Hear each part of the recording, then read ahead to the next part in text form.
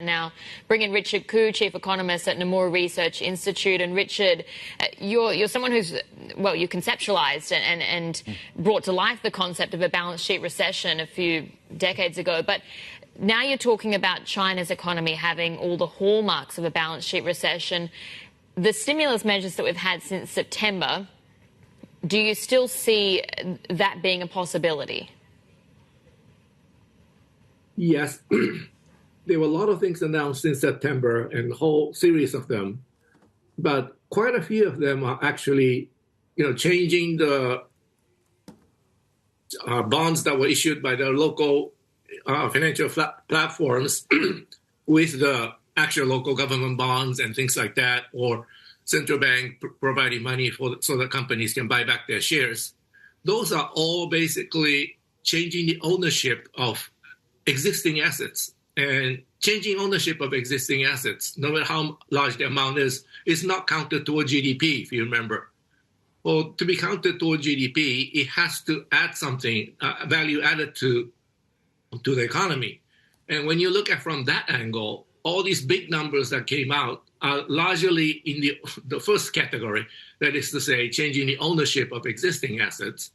And only one of them really gets into the GDP stimulus way. And that is the package that was announced, I think, around October 16th, 17th, where the government said, we're going to put together 4 trillion renminbi package where developers who started a project but were not able to finish it because of liquidity and other problems, if that project is accepted in the white list that the government issued, then the developer can borrow money from this 4 trillion RMB package and finish the project. Now, according to the last report, they say about 2.3 trillion of that is already approved. But this one will definitely add to GDP because in order to finish the construction of these apartments, they need to get cement, workers, and iron, steel, whatever that's needed. So that's the one that will add to GDP. But the other ones that they have announced so far, they're just, of course, they're far better than nothing in a sense that they will clarify a lot of things and make people feel that a government is finally doing something about the situation. But in terms of really adding to GDP, that's the only package that so far that I can determine will actually add to GDP. And 2.3 trillion is the approved amount, but how much of that actually goes into the construction, we don't know. And still, this is far from enough, given the size of the Chinese economy and size of the balance sheet problems that they face. And balance sheet recession, takes a long time to get over. Japan took nearly 20 years. U.S. and Europe after 2008 also took 5 to 10 years. And this one the Chinese are facing, I'm afraid, could take just as long. So Richard, I think part also of the premise you put forward in your thesis is it takes a long time to get over a balance sheet recession because it takes a long time to deleverage, particularly when you have rational actors like consumers who are acting logically, in fact, to delever their own balance sheets, for example. And I wonder whether a reflation in the property market accelerates that process, in your view. It's something that they're hopefully laying the foundations to achieve. Well, we all like to see Chinese real estate market stabilize at some point, but they're facing many other problems on top of balance sheet recession. And that is that for people to really, get themselves to buy apartments, there has to be a narrative out there that says, okay, at this price, you won't go wrong. So you can go in and buy these apartments with borrowed money. And that's where the bottom of the real estate market will be. But given that, Chinese population is also shrinking, starting on the same year the bubble burst, these things, if you put these things together, that the bottom that people really feel safe to re-enter the market might be, far lower than under ordinary circumstances. I mean, Japan, a lot of people talk about demographics as a reason for stagnation. the Japanese population was still increasing from the bursting of the bubble 1990 all the way to 2009. So there was 19 years where the Japanese population was still increasing. So that issue of what is the right place, what is the right price to buy, was much easier because we could still argue that, well, population is increasing. Eventually, they need to live, find apartments to live. But in the Chinese case, the population is already decreasing on the same year that balance sheet recession happened. And so certainly government doing all sorts of things are helpful, but whether that will actually result in real bottoming out and recovery of the real estate market, I'm still quite doubtful. Well, I guess beyond the property market, it's really about stimulating consumption and demand for debt across the board. And we don't see anything really coming through in loan demand, neither from corporates or households so far. But you're talking to the demographic challenges that's facing China's economy, and that is, of course, one of the key risks. Given that aging population, how long do you see this balance sheet recession extending? And can any of the efforts that China is making to address that in terms of trying to prop up the birth rate, invest into robotics, can any of that sort of avert the worst of it? Well, in terms of the bubble itself, I think Chinese bubble is probably smaller than the Japanese bubble 30-some years ago. In the Japanese case, we had 500% increase in commercial real estate in just 5 years. And in the middle of Tokyo, the Imperial Palace Garden was said to be equivalent in value to the entire state of California. So you could imagine that the Japanese bubble was huge. So it took about 20 years to clean up the mess. Companies stopped paying down debt. In the Chinese case, I think as a percentage of GDP, bubble is probably smaller than the one Japan faced 30 years ago. And there's one other advantage that Chinese have over the Japanese is that a lot of people in China are already aware of this disease called balance sheet recession. So many people are talking about it in China. All of my English books were translated into Chinese. That's about 5 books. And so they know what the disease is.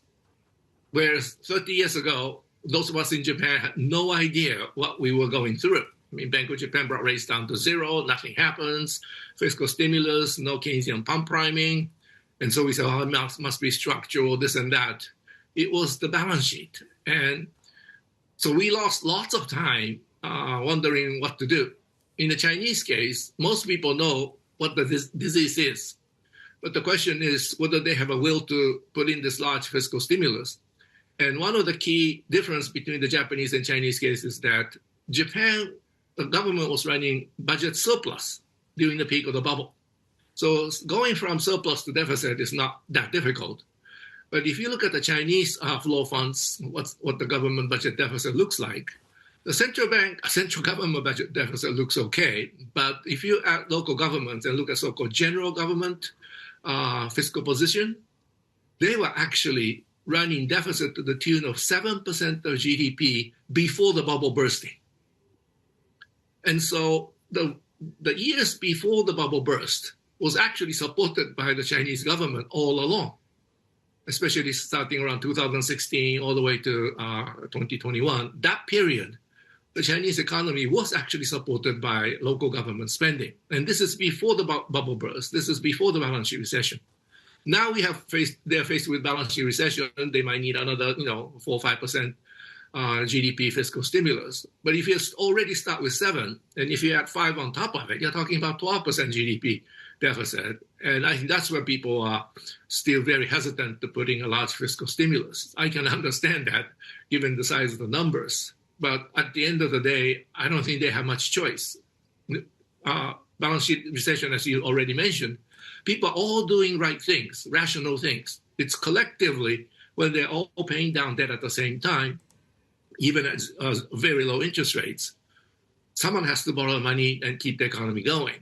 And this part, only government can play this role because private sector sorts are all doing the right things, repairing balance sheets, rebuilding their financial health. And so at the end of the day, government has to do it. And there should be no financing problems in the balance sheet recession, because balance sheet recession happens because private sector is saving too much.